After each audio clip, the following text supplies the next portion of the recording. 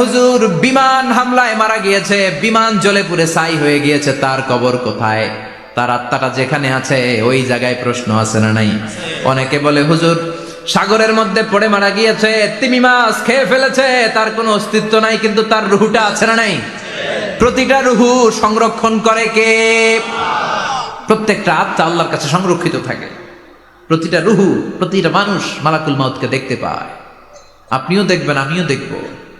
মুমিনদের কাছে এসে মালাকুল মাউত একজন যুবকের বেশে সাদা ধবধবে জুব্বা পরে সুগন্ধি মেখে মুমূর্ষ ব্যক্তির শিয়রে বসে বলে, ইয়া আইয়াতুহান নাফসুল মুতমাইন্না, হে প্রশান্ত আত্মা, উখরুজি ইলা মাগফিরাতুল্লাহি ওয়া রিদওয়ানি, আল্লাহর ক্ষমা আর দয়ার দিকে বের হয়ে আসো।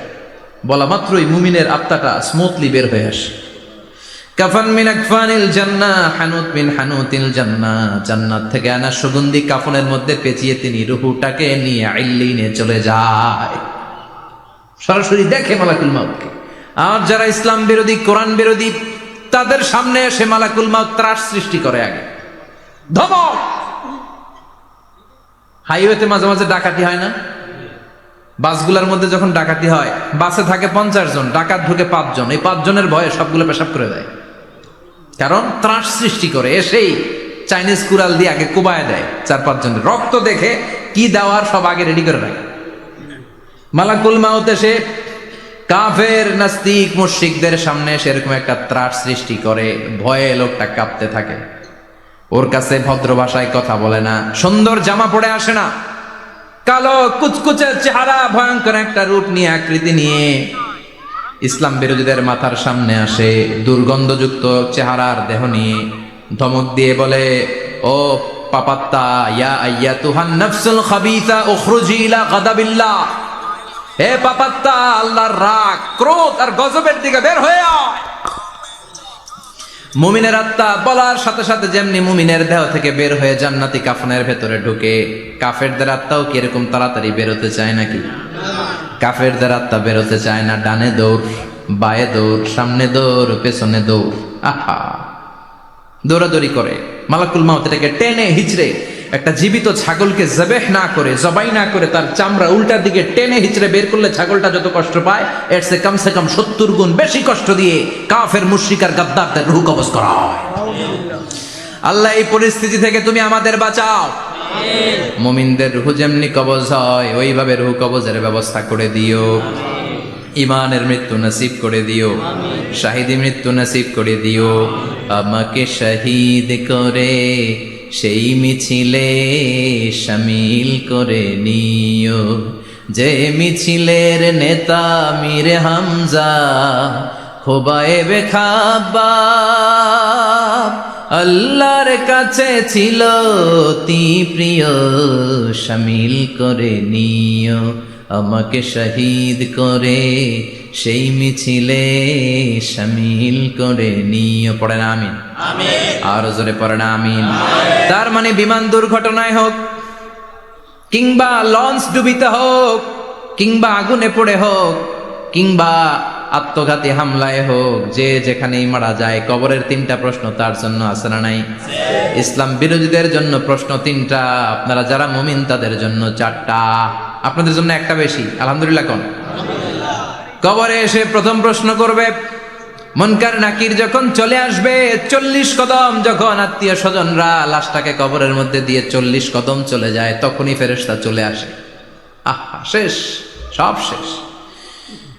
এসেই পরীক্ষা শুরু। মার রব্বুক, তোর রবের নাম কি? চিল্লায় বলেন, আমাদের রবের নাম কি? আমরা বলবো রব্বি আল্লাহ, আল্লাহ আমারে রব। দমে দমে তনু মনে তারি অনুভব। পড়েন, আল্লাহ আমারে রব। তোমার দুনিয়াতে আমি যেদিকে তাকাই, অথই নিয়ামতে ডুবে আছি সবাই।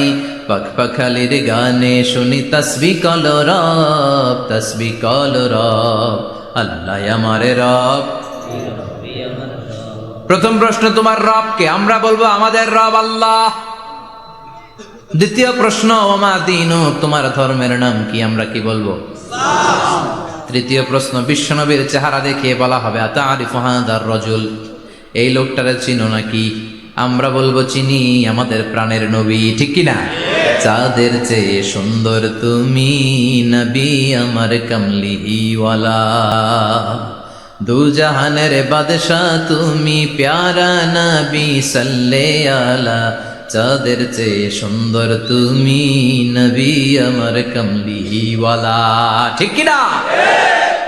তিনটা প্রশ্নের যথাযথ উত্তর যখন দিয়ে দিলেন, আপনার জন্য অতিরিক্ত আরেকটা প্রশ্ন করা হবে, ওয়ামা ইলমুক, তোমার নলেজ কি? তিনটা প্রশ্নের উত্তর যে তুমি করতে পারলা, কিভাবে পারলা, কেমনে জানলা? নকল করে বলছো নাকি জেনে বুঝে আসছো? নকল হয় না এখন, মনে হয় এগুলো একটু কমছে। একটা সময় ছিল অনেক নকল হইতো, পাঞ্জাবের ভিতরে নকল, পকেটে নকল, টুপির ভিতরে নকল, মৌজার ভিতরেও নকল, এমনকি মেয়েরাও নকল করে পরীক্ষার হলে আসে না নাই? স্কেলের মধ্যে লিখে নিয়ে যায়, হাতের মধ্যে লিখে নিয়ে যায়, ওড়নায় লিখে নিয়ে যায়, কাপড়ে লিখে নিয়ে যায়, আসে না নাই? ফেরেশতারা বলবে নকল করছো নাকি? কেমনে জানলা? তিনটা প্রশ্নের উত্তর তুমি কেমনে বললা? আল্লাহ তোমার রব, ইসলাম তোমার ধর্ম, এই লোকটা বিশ্বনবী, কেমনে চিনলা? আপনাকে তখন বলতে হবে আমি কোরআন থেকে শিখেছি, আমি হাদিস থেকে শিখেছি, আমি ইসলাম জেনে বুঝে মেনেছি, আমি আন্দাজে কোথাও ঘুরি নাই। চিল্লায় কোন ঠিক কিনা? আপনাকে বলতে হবে, এজন্য শিখতে হবে, প্রতিনিয়ত ইসলাম সম্পর্কে জানতে হবে, আখের গোছাতে হবে, জীবনটাকে আলোকিত করতে হবে। চিল্লায় বলেন ঠিক কিনা? চারটা প্রশ্নই যখন হয়ে গেল, ফেরেশতারা বলবে আহলান ওয়া সাহলান ওয়া মারহাবান বিক, খোশামদেদ, কংগ্রেচুলেশন, খোশামদেদ, কংগ্রেচুলেশন, সব প্রশ্নের উত্তর তুমি পেরেছো। ফায়ুফসাহু লাহু কবরুহু ৭০ যিরান, আপনার কবরটারে ৭০ হাত লম্বা করে দেয়া হবে। ওয়া ইফতাহু লাহু বাবুন ইলাল জান্নাহ, আপনার কবর থেকে জান্নাতের দিকে দরজা খুলে দেয়া হবে। ওয়া ইউলবাসু মিন লিবাসি আহলিল জান্নাহ, জান্নাতের দুইটা রেশমি কাপড়ের পোশাক এনে আপনারে পরিয়ে দেয়া হবে। আর বলা হবে নাম কানাউ মিলা আরুস, ঘুমাও, sleep, you should get some sleep now, তোমাকে লম্বা সময় পাড়ে দিতে হবে, ঘুমাও। কানাউ মিলা আরুস, যেমনি বর বাসর রাতে আরামসে ঘুম দেয়, বাসর রাতে যেমনি বর কনেকে নিয়ে মধুর ঘুম দেয়, তুমিও ঘুমাও, কেউ তোমার ঘুম ভাঙবে না। কিয়ামতের জন্য ইসরাফিলের সিংহায় যে ফুৎকার আছে, ওই ফুৎকার ছাড়া কোনো কিছুই তোমার ঘুম ভাঙাতে পারবে না। আলহামদুলিল্লাহ পড়েন। আল্লাহ আমরাও যেন চারটা প্রশ্নের উত্তর দিয়ে লম্বা একটা ঘুম দিতে পারি, পড়েন আমিন।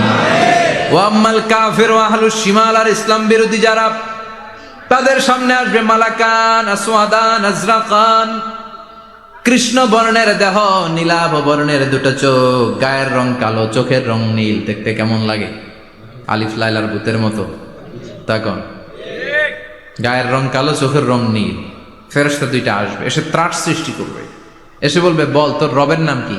মার রব্বুক। মুশরিক, কাফের, নাস্তিক এরা বলবে আমি জানি না আমার রবকে,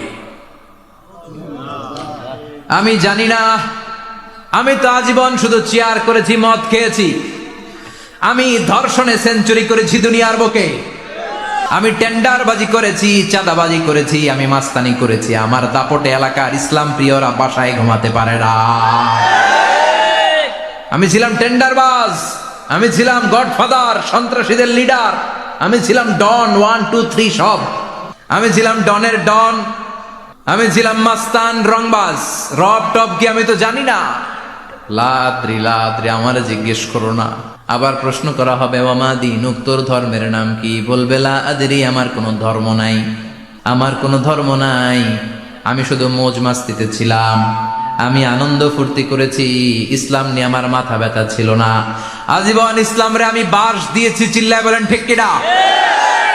ইসলাম বিরোধীদের সাথে ছিল আমার চলাফেরা, আমার সব সাঙ্গপাঙ্গ ছিল গুন্ডা, বদমাশ, ইসলাম বিরোধী।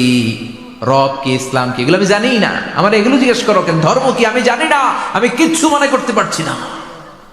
3 নম্বর প্রশ্ন করা হবে আতারিফু হাদার রাজুল, দেখো তো এই লোকটারে চিনো কিনা? কয় না, চিনি না, তবে মনে হয় এই লোকটারে দুনিয়ার বুকে আমি গালি দিতাম, এই লোকটার বিরোধিতা করতাম, ব্লগের মধ্যে এই লোকটার ব্যাপারে কুৎসা রটনা করতাম, এই লোকটার কার্টুন বানিয়ে আমি হিংসা ছড়িয়ে দিতাম, এই লোকটার ব্যাপারে আমি এলাকার মধ্যে অপপ্রচার চালাতাম।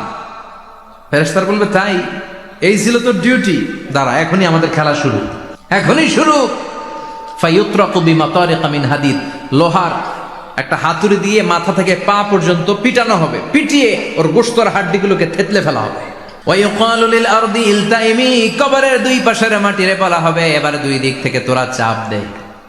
চাপ দেয়া হবে, ধাক্কা ধাক্কি করেও সে সুবিধা করতে পারবে না। মাটি আস্তে আস্তে আস্তে আস্তে দেহের দুই দিকে লেগে এমন জোরে দুইটা চাপ দিবে, ফাতাখতালিফা আদলাউহু, তার ডান পাশের পাজরের হাড্ডি বাম দিকে ঢুকে যাবে, বাম দিকের হাড্ডি ডানে চলে যাবে। বিশ্বনবী বললেন এই হাতুড়ি দিয়ে পিটানোর শাস্তি, কবরের চাপ দেওয়ার শাস্তি চলতেই থাকবে হাত্তাল কিয়ামা, কিয়ামত পর্যন্ত। আল্লাহ এই কবরের শাস্তি থেকে আমাদের বাঁচাও। আমরা এই আযাব পেতে চাই না, আমরা যেন ঠিকভাবে কবরের 4টা প্রশ্নের উত্তর করে দিয়ে লম্বা ঘুম দিতে পারি। আল্লাহ তুমি তৌফিক দাও। এজন্য আল্লাহ বললেন, গোলাম দুনিয়া নিয়ে পাগল হয়ে থেকো না। এই দুনিয়ার জীবন আসল জীবন নয়, আসল জীবন হলো কবরের জীবন। জোরে বলেন ঠিক কিনা? এই জন্য মাঝে মাঝে কবরে যাবেন, কবরস্থানে দাঁড়িয়ে চিন্তা করবেন এই জায়গায় আমারও আসতে হবে।